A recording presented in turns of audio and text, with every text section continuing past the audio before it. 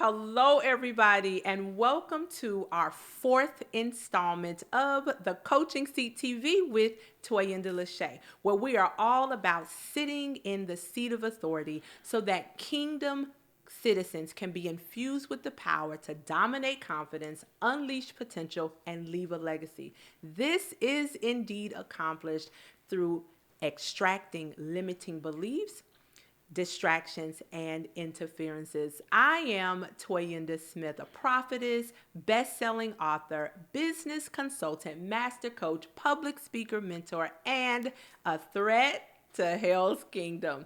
I am so excited to be back in the studio with Mr. Lester Young Jr. He is an author. He is a director of his own nonprofit organization, Path to Redemption, and he is just a phenomenal change agent in society.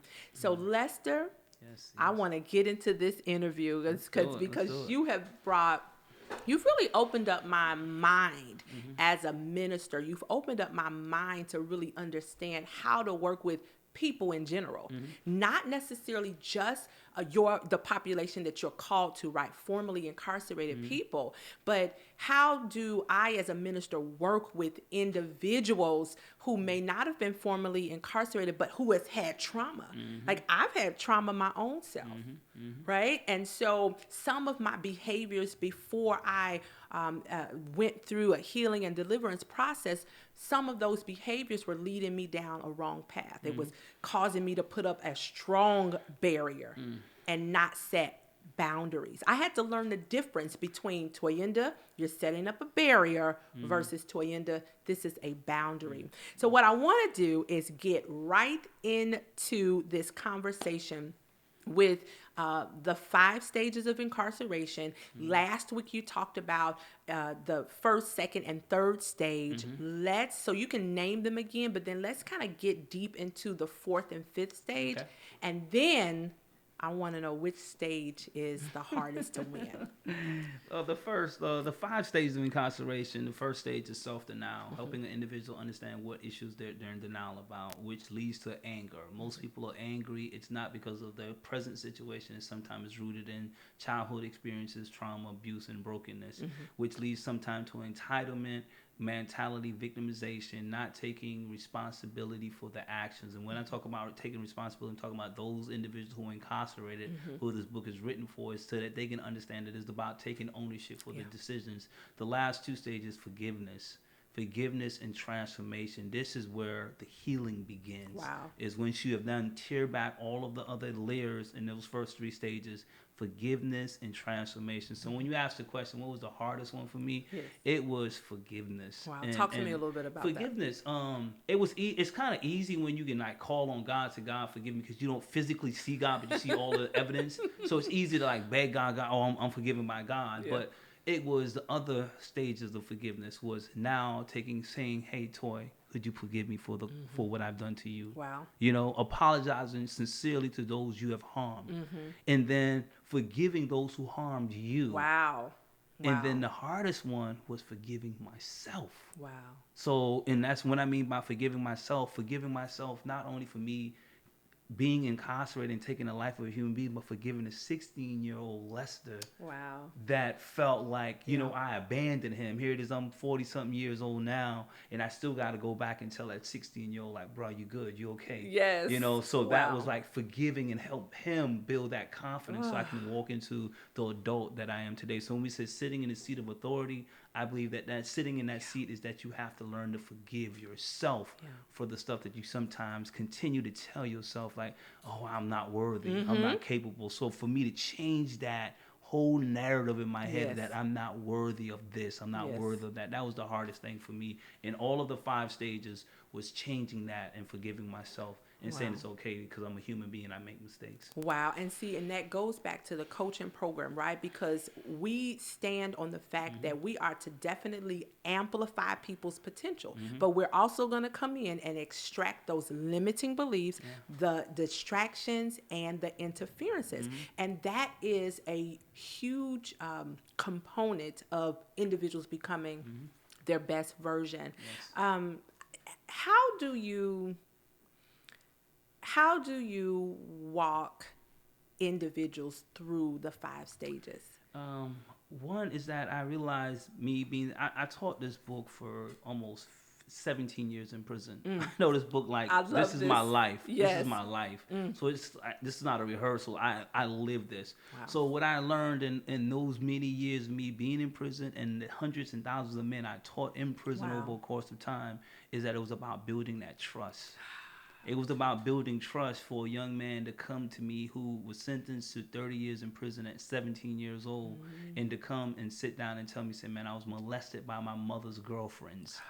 When I talked about it inside of prison about how important it is for one to not to go to those core issues and how when we are hurt and we're trying to cover something up, we create these different walls to keep people from not seeing that. So I showed him like this is once I build that trust, I'm like, it's not about all of the layers that you have done put on. It's about going to that inner that circle within Yes. and figuring that out. And that's when he confessed and say, man, I was molested. Wow. You know, so when you ask me how do I walk people, I have to help people build trust. Trust, And yes. it's not about condemning, it's about making people feel comfortable with these areas and slowly walk them through these different stages so that it help them identify. You know, not about preaching and teaching, it's about just mentioning a few things and listening, what I call empathy listening. Yes. Listening and hearing those key things that they would just maybe gloss over and they're hoping you catch it. Yeah. And if you so focus on giving them the word, you'll miss that opportunity. So being very attentive to what the people that you're coaching, Yes. listening to it and pulling those words out and presenting it on the table, and they would begin to help themselves discover. So I always go back to this young guy, and and why I mentioned him because he just called me. He just got out of prison. Wow. And he was like, man, I found you on Facebook. Oh. He was like, man, I'm glad that you're home and we're in the same city. I was like, Wow. yeah. I said, I never thought we'd be in the same city. But he was like, yeah, you're like 30. I'm like, 10 minutes away from him. Wow. So we're going to get together. But he was like, man, I finally talked to my moms Oh, wow. about her girlfriends molesting me after I got out of prison. Wow.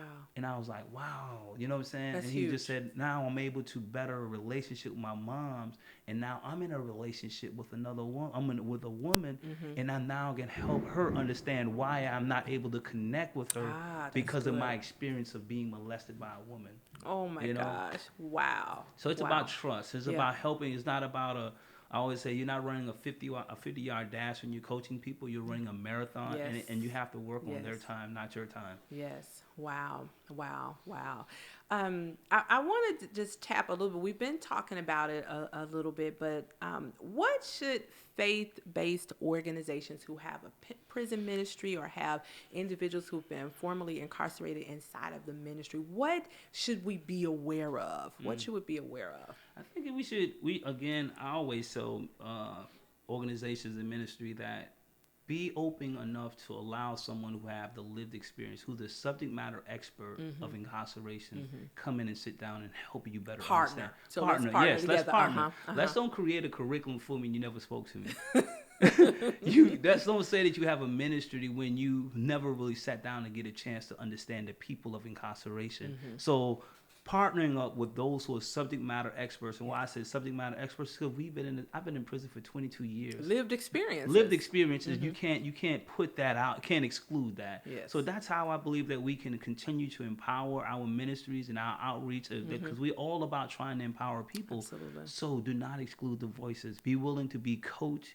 Learn from a coach who has created a coaching program for how to help empower formerly incarcerated people. Right. Be willing to come to that coaching session to learn and figure out how you can sharpen your tools to be more effective in your ministry when you're reaching people. That's huge. That is completely huge. I want to, we couldn't get to everything in the book. Is it anything that I've missed that you think we need to talk about a little bit about a space in the book? I think no. I mean, it's about helping people understand their mistakes.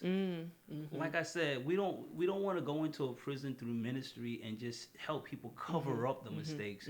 We want to make people better and show up better. So that means helping people empower by going dig deep. Yeah. And for so many years inside of prison, I saw religious communities come in and out of prison, and it was all about who can get the largest congregation of people in prison to attend your Bible studies. Okay. But it was never about holding one truly accountable for the things. So people started using religion, as I always said, as another con game. And what I mean by that, the criminal thinking it's about manipulating people and process.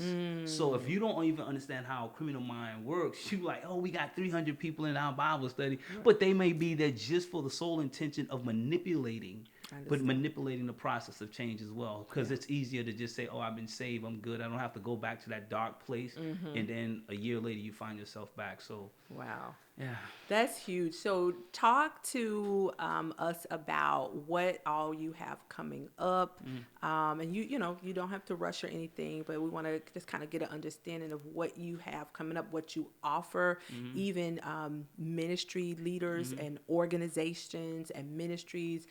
So just kind of take your time with that. Yes, what's coming up now is, like I said, I think that the voice of those who have been impacted by the criminal justice system isn't being heard enough.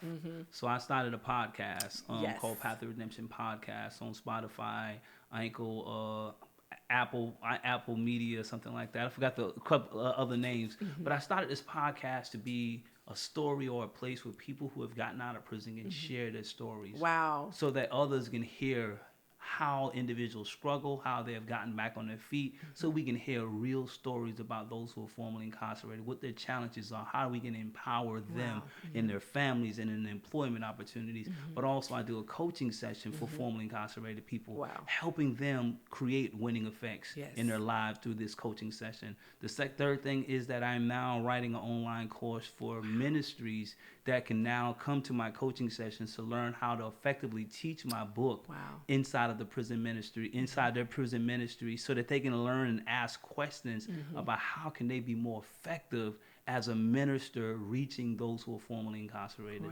So those are the things that I'm working on.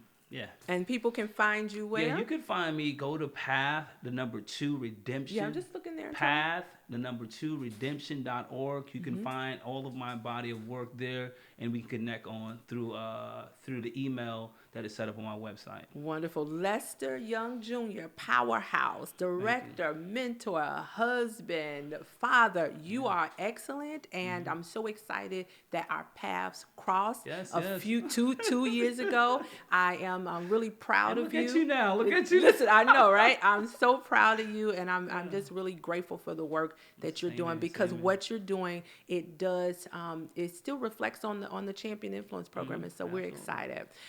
So thank you, everybody, for joining us for the Coaching Seat TV with Toyinda LaShea. We have had Lester Young Jr. in here with us, and we have had a wonderful time. We'll see you. Hello, everybody. I want to invite you to purchase my book, The Handbook to Unleash Your Potential in 6 Practical Steps. If you are struggling with stagnation, suppression, and being stale in business and leadership and ministry, this book is for you. I give you 6 practical steps to achieve in life.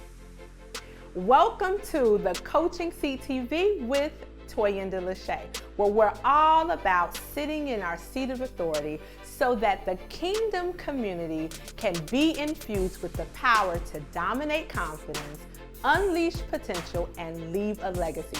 This is accomplished through extracting limiting beliefs, distractions, and interferences. I am so excited for the opportunity to be on Dominion TV with the powerful Dr. Dutton and Pastor Lynette Dutton. Make sure you download the app for Dominion TV, as well as catch this broadcast every Tuesday at 5:30 p.m. I want you to share it with your community, your clients, and your customers.